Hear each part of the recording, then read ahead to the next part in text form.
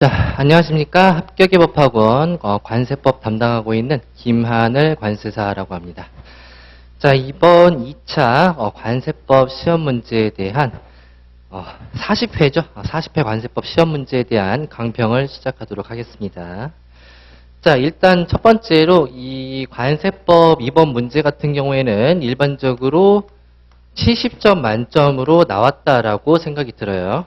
왜냐하면은 물음 1번에서 2번은 쓸 수 있겠죠. 물음 2번에서 문제 2번에서 문제 2번 물음 1번 불이타 문제가 되겠고요. 그 다음에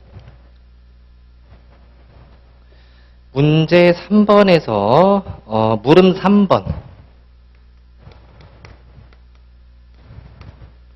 3번. 여기도 역시 불이타 문제가 되겠습니다. 지금 최근 들어서 이제 관세법에서 킬러 문제가 나오지는 않아요. 어떤 개념을 굉장히 복잡한 개념을 설명하라든지 이런 내용은 안 나오고 전부 다 이제 불이타 문제만 나오게 되어 있습니다. 자, 그리고 문제 4번, 물음 1번. 1번 이제 사전통지, 이제 임시개청 사전통지와 관련된데요. 이렇게 세 가지가 10점씩 빠져가지고 70점 만점을 이라고 생각하시면 되겠고, 따라서 여러분들은 60점 정도 맞았다. 그럼 합격권 점수다. 합격권이 아니고 충분히 합격할 만한 점수, 관세법에 있어서는 충분히 합격할 만한 점수다라고 생각을 하시면 되겠습니다. 일단 이런 불이타 문제가 나왔을 때 여러분들이 이런 것들을 좀 쿨하게 제낄 수 있는, 이것 때문에 심장이 덜컹거리는 일이 없도록 해야 돼요. 그렇기 때문에 제가 모의고사를 이제 모의고사 문제를 내에 있어서 좀 이렇게 여러분들이 쓸 수 없는 그런 문제들을 내기도 했었거든요. 킬러 문제 같은 것들을 냈었는데, 그러한 문제 같은 경우에는 여러분들한테 풀으라라는, 그리고 숙지해라라는 의미가 아니었고, 이런 것들은 이런 문제를 보더라도 여러분들이 다른 문제에 집중할 수 있는 그런 멘탈을 좀 기르라고 좀 당부를 드렸었습니다. 일단 이런 문제가 나온다는 것 자체가 이제 관세법, 특히 관세법에서는 지금 3년, 4년째인가요? 4년째. 말 같지도 않는 문제가 나오는데요. 주로 이러한 문제들이 나오는 게 1차 기출문제. 1차 기출문제에서 지엽적인 내용, 맞추지 말라는 내용을 위주로 나오는 듯한 성향을 보이고 있어요. 근데 이런 것들을 이제 2차 문제, 서술형 문제에서 내면은 안 되죠. 지금 3년째 계속 말하고 있는데 지칩니다. 지쳐요. 앞으로 강의를 어떻게 해야 되나 이런 고민이 들기도 합니다. 어쩔 수 있나요? 내가 문제 낸 것도 아닌데 어쩔 수가 없죠. 자, 그 다음으로는 해설 강의 시작하도록 하겠습니다. 자, 문제 1번 납세자의 권리 불복 절차에 대한 내용이다. 지금 작년에 2장, 1장, 5장, 그 다음에 9장과 관련해서 메인으로 해서 문제가 나온 적이 없습니다. 그러니까 이렇게 2장, 5장, 9장 중에서 메인으로 안 나온 적이 작년밖에 없었어요. 따라서 이번 연도에는 이 세 개의 장에서는 무조건 나오겠다라고 예상을 하기는 했었습니다. 그 중에서 5장 문제가 나왔었죠. 5장의 1절에 있는 1절의 구조가 조사, 그 다음에 납세자의 권리 보호, 그 다음에 체납자의 제재, 그 다음에 2절 심사와 심판. 그 중에서 청구 요건 119조, 그 다음에 소재기 요건, 그 다음에 세 번째가 심사 청구, 네 번째가 심판 청구, 그 다음에 다섯 번째가 이의 신청 이렇게 되어 있었는데, 이 중에서 이제 기출 문제가 나온 부분이 물음 1번 같은 경우에는 심사와 심판, 심사 청구 중에서 심사 청구가 죄송합니다. 청구, 심사, 결정 이렇게 구분이 되어 있었는데 그 중에서 청구와 관련된 내용만 나왔습니다. 뭐만 빼고 나왔습니까? 이렇게 청구 절차, 보정, 집행, 대리인 빼고 다 나왔다라고 볼 수 있겠죠. 그래서 이 문제는 충분히 맞출 수 있는 문제, 그리고 고득점을 맞출 수 있는 문제라고 보시면 되겠습니다. 5장 같은 경우는 여러분들이 확실하게 준비하고 있는 분들이 많기 때문에 얘는 점수를 누락하지 않고 좀 쓰셔야 되겠죠. 자, 그리고 물음 2번 보도록 하겠습니다. 세관 납세자 보호위원회 심의사항 5가지. 자, 이번 7월 1일 개정이다 보니까 개정되기 전 내용을 쓰셔야 되겠죠. 이 납세자의 권리 같은 경우에는 보호관 제도가 있었고요. 그 다음에 위원회 제도가 있었죠. 그 다음에 3번의 심의 요청 및 결과 통보가 있었습니다. 이 중에서 위원회의 사항, 위원회 심의 사항, 그 중에서도 세관위원회 심의 사항에 대해서 쓰라고 나왔었습니다. 관세청에 있는 심의 사항 같은 경우에는 변경 취소하고 기타밖에 없었기 때문에 그 내용은 당연히 나오지 않을 것이었고요. 위원회가 관련해 가지고 조사의 중지, 일시 중지 이런 것들을 주로 써주시면은 이 물음 2번 문제 같은 경우도 충분히 득점을 하실 수가 있었겠죠. 그래서 문제 1번 같은 경우에는 상당히 많은 점수를 획득할 수 있었을 거라고 생각이 듭니다. 자, 문제 2번 보도록 할게요.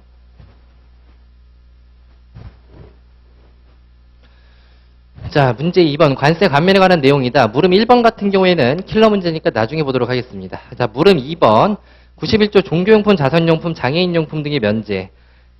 다행히 정부용품보다는 상당히 쉽고요. 특정 물품에 대한 감면 그런 느낌이 아니기 때문에 동자장에서는 어느 정도 쓸 수 있을 거라고 생각하고요. 지엽적이라고는 볼 수가 없고 법률에 있는 내용이기 때문에 충분히 썼어야 되는 그런 문제라고 볼 수 있겠습니다.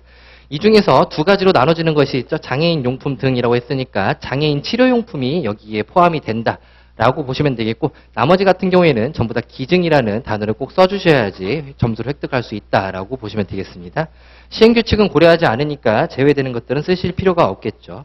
그렇다 하더라도 제외되는 것들은 써주셔야 되겠습니다.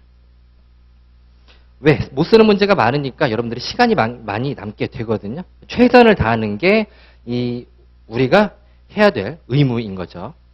자, 문제 3번 보도록 하겠습니다. 자, 12장이 또 나왔어요. 그죠? 12장과 관련해가지고 지난번에는 통칙하고 그 다음에 처분 부분이 나왔었는데 이번에는 조사 부분하고 처분 부분이 나왔습니다. 이거와 관련해가지고 저한테 물어보신 분들이 많았었어요. 자, 물음 1번 보도록 할게요. 물품을 압수할 수 있는 경우, 범죄 사건을 조사하는데 필요한 경우, 그 다음에 또 뭐 있었죠? 몰수 대상으로 인정되는 물품. 그리고 압수 물품 보관하려면은 뭐 필요에 따라서 뭐 소지자나 시군업사무소에다가 보관할 수 있었는데 시행령에 있는 내용까지 같이 써주셔야 되겠죠. 봉인도 해야 되고 그리고 그 시군업사무소에 보관하는 경우 수령증을 받아야 된다 이런 것들을 써주셔야 되겠죠. 그리고 압수 물품을 매각하는 경우는 부보처피 그래가지고 암기식으로 써주시면 되겠고요. 그 다음에 그 절차에 대해서는 그냥 준용한다. 통고 후 매각 이 내용을 쓰라는 내용이 그 절차와 사유에 대해서 쓰라고 하는 내용이 되겠습니다. 자, 그 다음에 물음 2번 압수물품 반환과 소유자를 알 수 없는 경우 압수물품의 국고 귀속에 대해서 각각 설명하시오. 압수물품 반환이라는 게 12장 3절에 있는 처분에 있는 내용이 되겠죠. 이게 몰수할 것으로 인정되지 않은 물품에 대해서는 압수물품을 반환하도록 하고 있고요. 그러고 있고요. 그 다음에 공고를 했는데 이 소유자가 나타나지 않는다. 공고를 했는데 6개월 이내에 나타나지 않는다. 반환받을 자가 나타나지 않는다. 그러면 국고기속을 했었죠. 그렇죠? 그래서 처분해서 국고기속되냐. 처분해서 국고기속되냐. 아니면 소유자를 알 수 없다라고 하는 것은 유실물이죠. 유실물. 소유자를 알 수 없을 때는 유실물 공고해야 되고 유실물 공고한 다음에도 소유자를 알 수 없는 경우에는 국고기속하면 되겠죠. 얘는 2절. 2절에 있는 조사에 대한 조사 쪽에 있는 그 국고기속 부분이라고 보시면 되겠습니다. 그럼 물음 3번 같은 경우에는 자연스럽게 좀 이렇게 그 몰수품 등의 처분 이렇게 나오면 좋은데 그렇게 안 나오고 뜬금없이 위원회가 나옵니다. 근데 위원회 같은 경우에는 기존까지 1차에서는 그 구성 인원이라든지 장으로 될 수 있는 사람이라든지 이런 것들만 나왔었는데 어디까지 나왔습니까? 제척 사유까지 나왔죠. 이 부분도 역시 지엽적인 내용이다 보니까 나중에 설명드리도록 하겠습니다.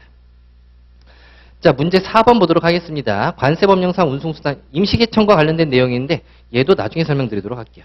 자, 물음 2번 수출용 원재료에 대한 환급특례법상 일괄납부로 지정받은 담보물과 관련된 내용 쓰시면 되겠죠. 뭐 채권, 유가증권 이런 것들, 금전 이런 것들, 그리고 뭐 보증서와 관련된 거가 한 3가지가 있었죠. 다 써주셔야 되겠습니다.